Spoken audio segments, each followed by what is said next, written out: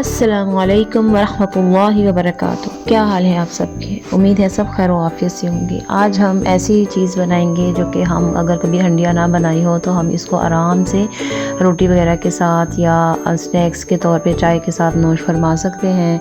और बड़ी ज़बरदस्त और लजीज़ किस्म की एक झटपट तैयार होने वाली एक का स्नैक बनता है। चलिए जी तैयार करते हैं। बिस्मिल्लाहिर्रहमानिर्रहीम। मैंने ये आलू बॉईल कर लिए थे। इसको आपने बॉईल करके और इसको पील आउट कर लेना है, छील लें इसको। ये ऐसी चीज़ है कि मतलब अगर आपका दिल करे कि आपने आज खाना नहीं बनाना तो आप साथ रायता तैयार करें, चटनी तैयार करें सब्ज़, और आप इसको आलू के कबाब बनाएं और इसको चटनी के साथ रायते के साथ नान लें, मंगवा लें, ख़मीरी रोटी मंगवा लें, या आप हल्के फुल्का जो है रोटी के साथ आप इसको इस्तेमाल कर सकते हैं, चाय के साथ इसको इस्तेमाल कर सकते हैं और झटपट तैयार हो जाती है। आप आलू बॉईल करने के लिए रखें, साथ साथ आप और भी काम कर लें और इतनी देर में आपके आलू भी बॉईल हो जाएंगे। इसको पील आउट करें, पील आउट करके छील के उसको इस तरह से मैश कर लें, ठीक है। इसको अच्छे से आपने मैश करना है कि इसकी गुठलियाँ ना बनने पाएँ, ठीक है। और इसके अंदर आपने जो है ना वो सब्ज़ जो मसाला है उसको ज़्यादा इस्तेमाल करना है। अच्छी तरह से इसका धनिया लें, उसको साफ़ करें, उसको काट लें। पुदीना भी साथ मैंने इसके इसी तरह से साथ काट लिया था साफ़ करके। तो अच्छे से इसकी चॉप कर लें, इसको कटिंग कर लें। कटिंग करके इसको आपने आलू में डाल देना है और साथ ही हम जो है बाकी स्पाइसेस इसके डाल लेंगे। इसके अंदर आपने जो है काली मिर्च डाल लेनी है और इसके अंदर ज़ीरा और धनिया का पाउडर आपने ऐड करना है और 1 चम्मच आप इसके अंदर जो है साबित ज़ीरा डाल लें और 1 चम्मच जो है सब सुरख मिर्च डाल लें। वो आपने अपने हिसाब से डालें। अगर आप ज़्यादा स्पाइसेस इस्तेमाल करते हैं, ज़्यादा मिर्चें खाते हैं तो 2 चम्मच भी डाल सकते हैं। तो काली मिर्च डालें और जो मैंने 2 टीस्पून जो थी वो डाली थी और साथ ही मैंने इसके अंदर 1 चम्मच नमक ऐड किया था और इसके अंदर आप चाट मसाला का भी 1 चम्मच ऐड कर सकते हैं। और ऐड करके इसको अच्छे से आपने हरा धनिया वगैरह पुदीना डाल के, सूखी मेथी भी डाल सकते हैं, उससे भी टेस्ट जो है बहुत अच्छा और मज़े का आ जाता है।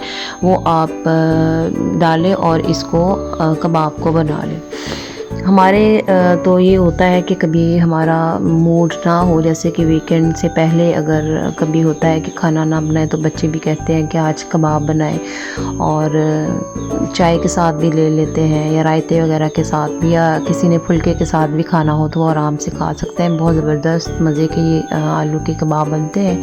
आलू की टिक्कियाँ भी इसको कहते हैं। तो इसको आप बनाएं। और मैंने रायता बनाया था, रायते को अच्छे से दही को फेंट लें। फेंट के इसके अंदर मैंने जो है सब्ज़ धनिया, पुदीना, सुरख जो है एक सब्ज़ मिर्च और एक अजवा जो था वो मैंने लहसुन का वो डाल के 3 चीज़ें डाल के उसको पीस लिया था और साथ ही मैंने इसको इसके अंदर डाल दिया, नमक ऐड कर लिया। बहुत ज़बरदस्त टेस्ट आता है। अगर लहसुन का भी डालें, अगर किसी को लहसुन का टेस्ट पसंद नहीं है तो वो ऑप्शनल है, वो ना भी यूज़ करें। तो इसका बहुत मज़ेदार इसके साथ चटनी बनती है, ठीक है। ये आप साथ अलग से बना लें और इस तरह से जो आलू है लिए थे हमने, आलू को मसाला अच्छे से तैयार किया था, उसको आप उसकी टिक्कियाँ बनाएं। और ये रायता मैंने तैयार कर लिया था। इसके अंदर काली मिर्च 1 टीस्पून डाल लें और नमक डाल के और इसको आप साथ जो है तैयार कर लें। अच्छा, अब हमने टिक्कियाँ बनानी थी। जो हमने मैश कर लिए थे आलू, उनको अच्छे से आप पानी लगा के हल्का हल्का हाथों में, तो आप इसके कबाब बना लें।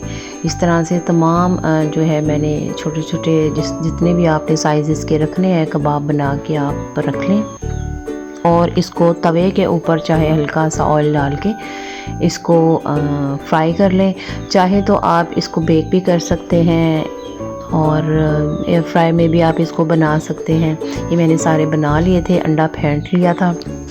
अंडे को अच्छे से विस्क कर लेना है, फेंट लेना है, उसमें अंडे में डिप करना है और आपने पैन में या तवे में जो भी है आप उसके अंदर ऑयल हल्का सा ब्रश से ऑयल करें। मैंने बहुत ज़्यादा ऑयल नहीं इसके अंदर ऐड किया था ऑयल डाल के तो आप इसको फ्राई कर लें। पहले एक तरफ से अच्छे से फ्राई हो जाए,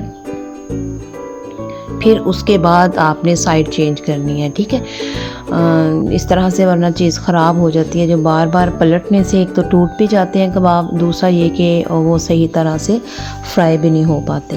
तो आपने इसको अच्छे से एक साइड से पहले फ्राई होने देना है, फिर उसके बाद आप दूसरी साइड से इसको फ्राई कर लें, ठीक है। ये हमारे कबाब इस तरह से फ्राई हो रहे हैं। इस तरह से मैंने थोड़े थोड़े करके 3-3 4-4 करके तमाम कबाब को फ्राई कर लिया था।